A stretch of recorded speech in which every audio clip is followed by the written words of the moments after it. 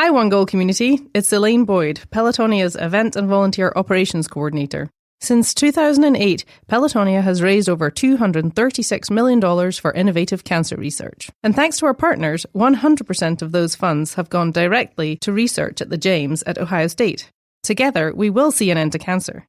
To get involved in our One Goal, visit pelotonia.org. That's pelotonia.org, or click on the link in the episode notes. This podcast is powered by Pelotonia. To learn more about our Goal 10 cancer, visit pelotonia.org or see the link in the show notes.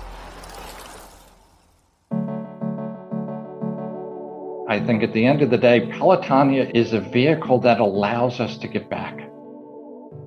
Each and every team member, community member, staff member, fan on the side of the road, supporter, donor, patient, they're all part of the story.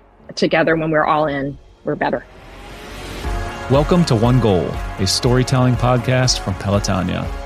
We're a passionate community dedicated to funding innovative cancer research. I'm your host and president of Pelotonia, Joe Apgar. Your journey with us to the finish line begins now. Pelotonia is powered by an unstoppable community, and it's through research we will see an end to cancer. We want to thank our major funding partners for making all of this possible. The American Electric Power Foundation, Bath & Body Works, Huntington, Peggy and Richard Santulli, and Victoria's Secret. When you're done experiencing this episode, we'd be honored if you would leave a review and share it with family and friends. This really helps extend the impact of this series and helps further our one goal. Thank you. And now, on to the episode.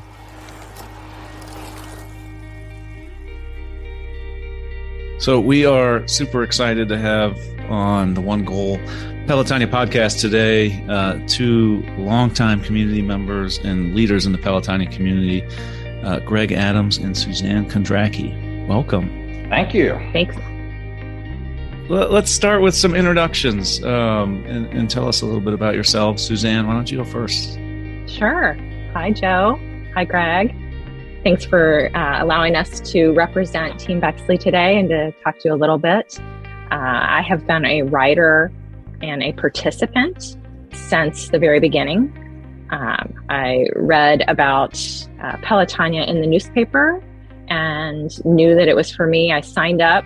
I received an email shortly thereafter telling me that I was one of 100 first registrants of the event. So cool. So that was pretty exciting. And that sort of kicked things off. I knew I had signed up for something special. Little did I know it would have such a major impact on my life. That's amazing. I have been a rider since 2013. It's been great. Rode 100 miles my first year and have ridden every year since then. Some ups and downs, along the way. But it's great. It's wonderful to be a part of Team Bexley and the wider Pelotonia community. I love it. So let's start at the beginning. There are, only 100 people that ever got to be in the first 100 to sign up for Pelotonia. I'm so curious what that newspaper article said or what you thought of when you saw it, Suzanne, that made you just jump right into it. I don't think there's a lot of people that would just do that. And I always think that's pretty amazing that you were one of the first 100. So what was it about that newspaper article that just hooked you? I had been on a cycling team in college. I rode in an event called Little 500 at Indiana University. The men's race had been around for a long time, but the women's race started my junior year, which was also the year that my father passed away. So he had kidney cancer. He had that for 8 years. So when I read an article about cycling to bring an end to cancer, I said, I'm all in. I had done a few events in town. Like I know there was a bike ride around the zoo that I did, but Pretty much my bike had been up in the rafters of my garage because I was busy having kids and doing all that. So. Yeah. That's like a common story we hear is like people get their bikes out of storage or out of the attic for Pelotonia, which is always fun to hear. How did Team Bexley start? And I know it didn't start, originally being called Team Bexley, but what are the origins of the team? I can recall that after I had signed up, my friend Lisa Bischoff had signed up and we were going to do this together. And we were approached by Team Rubino's Peloton member. And he said, well, we're going on a training ride on Sunday. Come join us. And we said, well, we've been riding the bike trails. We're fine. No, come on, be a part of our Peloton. We're like, all right, we'll see. So picked us up early in the morning. We went out and we ended up riding bikes with Mike Perry and Lee Boudin and Jen Campbell, Tim and Andy Madison. And by the end of the ride, we were all crying and sharing our stories. And I mean, really, that was so unexpected. Yeah. Like, what did we just do? And by the end of it, said, okay, add us to your team. That's fine. We'll join you. So it was really those individuals who had put the team together. It was called Team Rubino's in honor of the local pizza parlor. Yep. And then a few years in, it was decided that Team Bexley might be a little bit broader term. We didn't want to be unfair to the other pizza parlors in town. Yeah, right. So, Greg, from your perspective, you said your first year was 2013. Did you see all these crazy people out in your community riding bikes and wonder what the heck they were doing? Or 2012, my wife goes, okay, we got to get back in shape, or more often, I need to get back in shape. Like you said, Joe, so many people have the same origin story. You pull the bikes out of storage. Basically for me, I pulled my son's bike that he had ridden back and forth to high school, pulled it out and started riding the bike trail. Yeah. When I could make it down to Petzinger Road, I thought that was an accomplishment. In August of 2012, I'm on my bike on the bike trail, and I get down to where the bike trail intersects the first rest stop for Pelotonia. Yeah, that's right. The old route.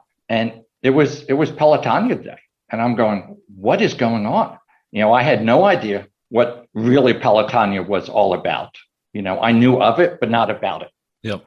And I said, wow, this is something, this is something I might be able to do one day. And then like Suzanne, one afternoon, I'm parking at Starbucks going to get coffee, and Tim Madison is sitting outside of Starbucks, and he goes, hey, Adams, I am going to bother you every day until you sign up to ride. So, it was too early to sign up for 2013. So what do? I get my coffee and I walk across the parking lot into Roll. And I said, I guess I need a real bicycle. So lo and behold, I've got a road bike. I got clipless. I got shoes, 0 to 60, all of a sudden. At that point, I was committed and all in. Let's talk about each of your first rides. So Suzanne, your 2009 ride, we had a little over 2,200 riders show up at Chemical Abstracts, and we've all seen some of the amazing pictures of that first ride. But describe your first ride, what you were feeling, when you were standing at the starting line in the morning and, as everything kicked off. My most vivid memory is the first ride. I have a letter that I wrote the day after the ride. So I said to my donors, I said, excuse me for a minute while I indulge myself with my story. Well, it's Sunday evening. I've spent a relaxing day sleeping in, stretching, getting a massage, and doing housework. Quite a different day than yesterday, which was one magnificent day. I'm writing to tell you that thanks to you, I rode 100 miles yesterday. And so far, I have personally raised $1,800 for cancer research at the James Cancer Hospital here in Columbus, contributing to a total of more than $4 million that will be raised collectively as part of the inaugural Pelotonia bike tour. I am very proud to have been a participant. Torrential rains on Friday, complete with water in our basement and a faltering sump pump, made for some nervous stomachs. But the next day, things completely changed. Pelotonia was perfect. The weather was ideal. The day began early with a short motivational speech by Lance Armstrong, followed by the national anthem. And then Lance led the way, speeding off in his yellow and black, sending shudders through my body and tears into my eyes. OAR, a favorite band of mine, resonated from loudspeakers as we departed. The sky was blue. The temperature had dropped. There was no humidity. Absolutely surreal. Not a drop of rain was to be seen. There were rest stops along the way with eager, wonderful volunteers everywhere, ready to fill our water bottles, offering orange slices, PBJs, and granola bars. There were supporters along the way. There were people in their front yards with waving signs, welcoming Lance, thanking us for riding, honoring doctors who have helped them through their personal cancer battles, and kids ringing bells. Scott and my kids, George and Courtney, and many friends were at the various rest stops, cheering us on and encouraging us to continue our tour. There were about 20 miles of hills in the Hocking Hills, aptly named, with 3 major climbs that challenged me to the core. At one point, A stranger pushed me for a few yards and gave me a firm shove so I could make it up the most grueling portion of one of the climbs. Thank you, whoever you are.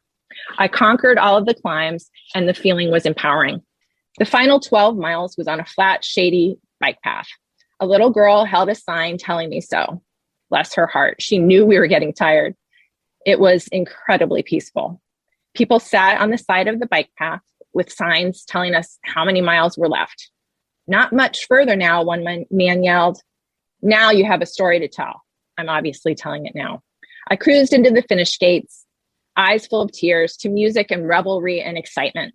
The thrill of having completed 100 miles on my bike was intense, but the thought that we were going to make a difference with this money overwhelmed me as well.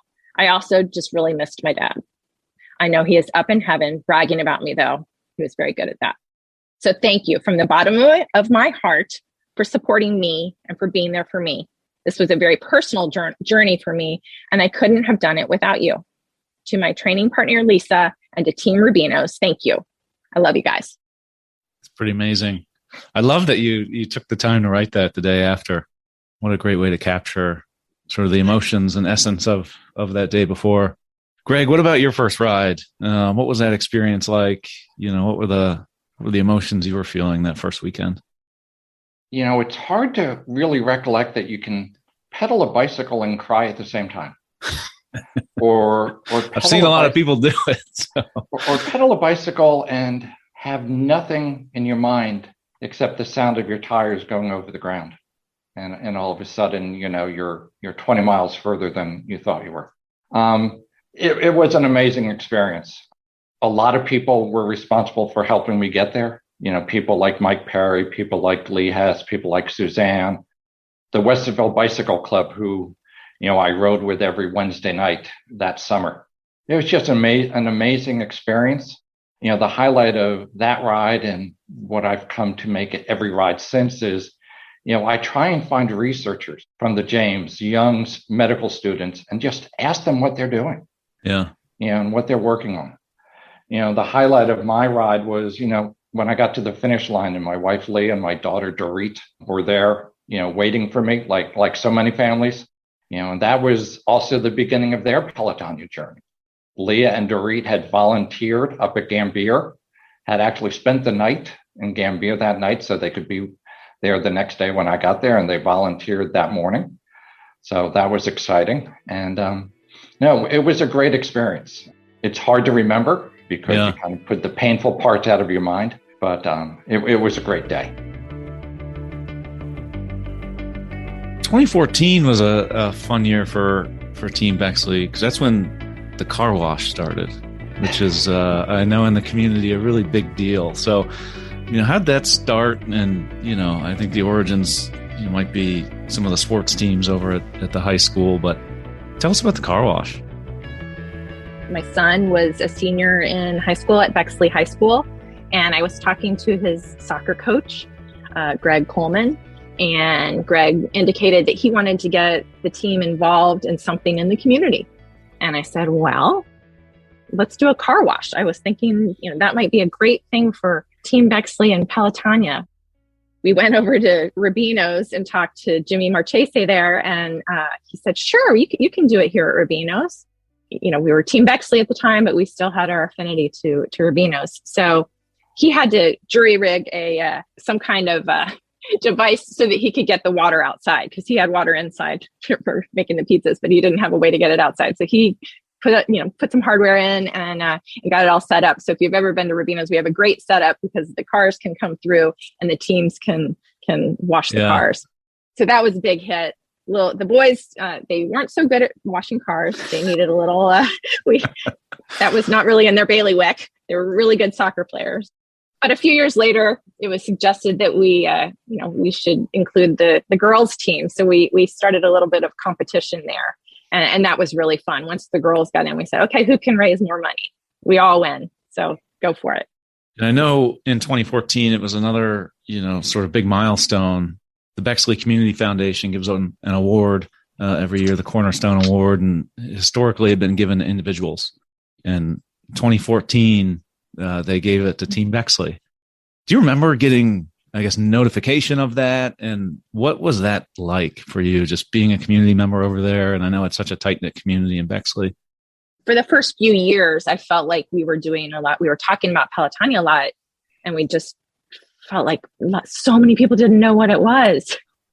And we felt like that's all we did was talk about it. And so that was really the first time I think we were noticed. Wow, look at what you're doing. And yes, we had reached $1 million. That was pretty amazing. And so we were honored, and there was a room full of people who we got to give a speech to. And we said, I remember I said, we're just the conduit. We're just the communicators. We're representing all of you here, and we're proud to do it.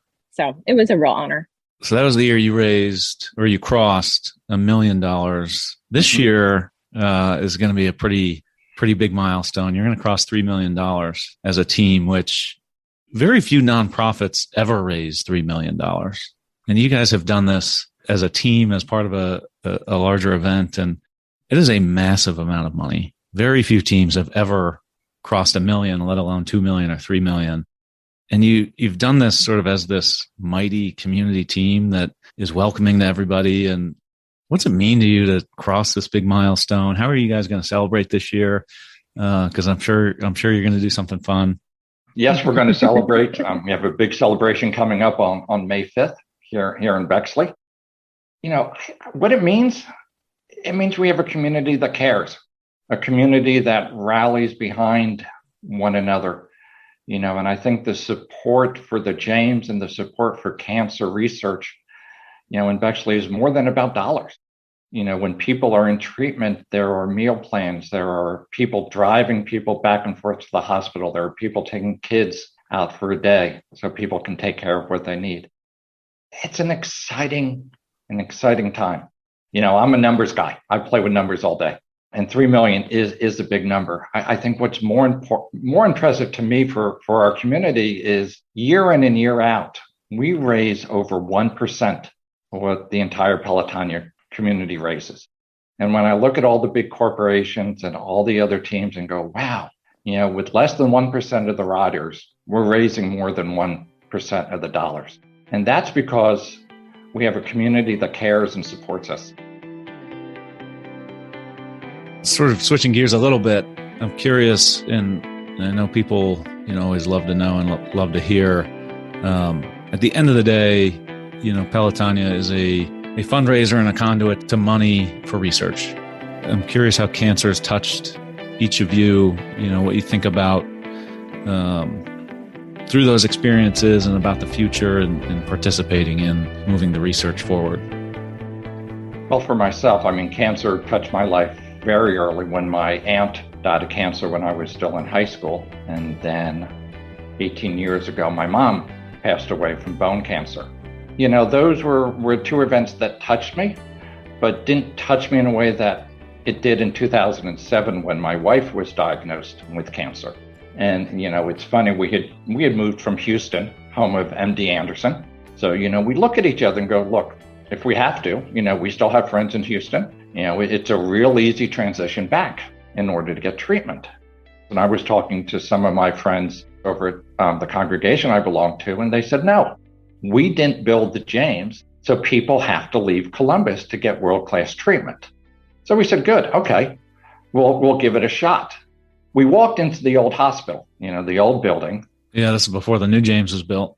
And, you walk into the reception area and you start seeing names from Bexley on the wall. Leah looked at me and she said, well, I guess we don't need to go anyplace else.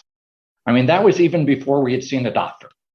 If raising funds for cancer research just means other people don't have to make decisions about their treatment or where to get that treatment, that it's here. Yeah, it's special. Yeah, so cancer has been part of my family's dialogue since I was in 8th grade. And I came home from ski club and my dad was very sick. He lost a significant amount of blood and he was diagnosed with kidney cancer. He lived for 8 more years and he had 17 operations. He defied the odds over and over and over again. At one point, he was told he wouldn't walk again, and he did. So anytime he faced a surgery, he wanted to know everything about it. And he was trying some new things. He tested interferon. He went to California and did some trials with, like 20 vitamins a day or something, something crazy. But really believed in what research does, what research means. Yeah. Most definitely. That's just part of who I am and what I saw, and believe in the science and want to do everything that I can. This is what I can do. And it's little things. I mean, Leah keeps a stack of notes she gets from students. She's a teacher over at CSG, and we have a stack of notes from her grandmother. There's a note that she keeps on our bulletin board. She found it on her car one day. And the note says, as a colon cancer survivor treated at the James and one whose family has benefited from Pelotonia funds, I wanted to say thank you. Signed, Ben H. Okay, So that's Bexley. But that's also why we do this. One of the things I would love for people to hear is how you run the team, how you just view sort of the team growing and inviting new members. I think that's such an important piece of retention and getting people really engaged. And I think you all do such a wonderful job at sort of just running Team Bexley and getting so many people involved. It's not a one-person show. What advice do you have for people that are looking to start teams or looking to grow their smaller teams into big teams? We try to make sure that everybody is involved in one way or another. So, we need to, as a team, figure out how we can make this accessible for everybody and really include everyone. So with our team events, we ask that our team members participate, whether they volunteer and help out in some capacity, so that we have the ability then to share those funds. So we take those team funds and we distribute them out. And so everybody reaches their goal, but we ask our writers and our participants to do their part and, to at least raise half of it, to make a great effort. Of course, if everybody's made a great effort, we're going to support them. Our leadership team has been a great formula as well. We have several people who share the responsibility, whether it's Randy, who's getting our jerseys and making sure that design gets in and takes care of those orders. That's a big job, to our public relations and our events. Yeah, and I think following up on what Suzanne said, one of the important things from an organizational standpoint, our recruiting is to really identify what's the pain point of entry or what's the hesitancy? For some people, it's getting on a bicycle. Some of them, it's getting them over the fundraising hurdle. But, what's really exciting is to watch people come in early on that you have to help with funds. 3-4 years later, they're high rollers. So it's almost like, we take the opportunity to invest in new team members because we know if we help them along and we encourage them, that they're going to turn into our most productive and enthusiastic riders. I want to make sure we get a chance to shout out some of the other team members, some of the other longtime members that you want to give a shout out to and say anything about. Tim Madison is just, heart and soul, of Team Rubino's and Team Bexley. We've had members come and go. Victoria Harris, was a rider when I first came along. Doug Davis, one of our more vocal cheerleaders. If you've ever been in Bexley on 4th of July when we participate in the parade, you've heard Doug. Then new members like Gordon Hecker, longtime community member, has ridden with us the past few years. Kate and Pat Giller, tremendous role models, tremendous leaders, always there among, our highest fundraisers. Linda Cass, Jeff Scheinman, people who've been with us a long time who just year in and year out are there for us. Yeah, we can count on them. Andy Madison was one of the original founders of the team, and Jeffrey Scheinman and Pat Giller have served as captains.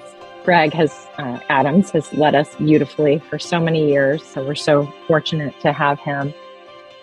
I heard from a few people. I asked for our members to reach out to me with some memories. Michael Weisbach says that he recalls when he and Doug Davis, they had a long talk with an older couple, and the man was in hospice. He was spending one of his last days giving us water and cold towels for our backs. That was one of his top memories. Wow. Linda Cass gave me a few memories. One that I thought was particularly interesting, which refers to Lee's food rides. A lot of his rides are food-centric. And with good food stops. They were on one of those rides, and they noticed 2 deer racing along with them. Neil Rosenberg, who was riding at 20-mile-per-hour pace on a slight downhill, was about to be in their path. The first deer, then the second went airborne. And I mean flying, is what Linda said, from the right field over the fence, directly over Neil's head and over the 2-lane road and over the left guardrail, landing in the opposite field. Whoa. So those are some of the adventures that this extraordinary team has had together. Final question. What are you most looking forward to this year? From a ride weekend experience, we're going to be pretty back to normal. Got a pretty amazing weekend planned. But what are the two of you looking forward to? I'm going to put a challenge out there. I am signed up to do the 2-day ride, and I'm hoping to have maybe a family member or two join me for the first time. I don't put a lot of pressure on them, and they've been there for me on the sidelines and supporting me with beautiful donations. But I'm hoping I'll have a family member at least with me on Sunday. All right, this is a nice public nudge for that. I don't think I'll go that far, Suzanne, because I think for the first time in many, many years, I will be riding alone. If you can count riding with thousands of other people alone. I think, like Suzanne, I think I'm going to ride on Sunday. A few years ago, I did the old 35-mile route on Sunday, and that was a great route. That will allow me to spend my Saturday morning in Bexley when the riders come through, and then get on my bike Sunday morning, do the New Albany Granville route, loop, and just have a wonderful time. I lied about that being the last question. So I got one more question, which I think will help just sum up everything Pelotonia is. But, we were founded, 14 years ago to change the world of cancer research and to really affect change on cancer research. And I think anyone you talk to that's participated will tell you Pelotonia has changed them too. And so I'm curious, how has Pelotonia changed you, or what has been the greatest impact sort of on your own life that Pelotonia has given you? Well, I think about the mental health aspect, the opportunity that I have each year to honor my dad, to honor my family. And it's just changed me. Like it will never not be a part of me. But the bike is a beautiful tool for me personally to be able to challenge myself and do something that to work toward a goal, but that we can do something for all these people that we'll never know or never see is remarkable. I wish I could mention each and every team member, community member, staff member, fan on the side of the road, supporter, donor, patient who inspires us, but I can't. That's impossible because we can never know or measure the impact of those interactions that we're having or will have. And they're all part of the story and the inspiration. So that feeling that you get when you get a donation, the feeling that you get when you cross the finish line, the feeling that you get when you reach the precipice of a really challenging hill, or get a push from a stranger. All of that goes into the equation. And together, when we're all in, we're better. Greg, what about you? I think in this day and age where there's so much going on and we make choices every day, I think at the end of the day, Pelotonia is a vehicle that allows us to give back. There's a passage in the Talmud that says, whoever saves one life, it's as if they saved the entire world. So with every pedal stroke we make, every dollar we raise, we're saving lives. We are super grateful to have, Team Bexley as part of the Pelotonia community, is a really big part of the Pelotonia community. Super excited to celebrate $3 million with both of you and your team this year. And thank you from every survivor, every patient that's ever been at the James. Thanks, Joe. Thank you so much, Joe. This has been One Goal, a storytelling podcast from Pelotonia. I'm your host, cancer survivor and president of Pelotonia, Joe Apgar. Interview and production scheduling by our marketing and communications team, Gabby Blauert, John Tolbert, and Alita Smith. One Goal is carefully crafted, produced, and mastered at the studios of Wessler Media. Special thank you to all of our guests for being so willing to share their inspiring journeys for this podcast. Also, please rate, review, and subscribe so you can listen to previous episodes and receive notifications about future ones. If you want to learn more about the Pelotonia community, and how you can make an impact on cancer research, see the link in the show notes or visit pelotonia.org. That's pelotonia.org.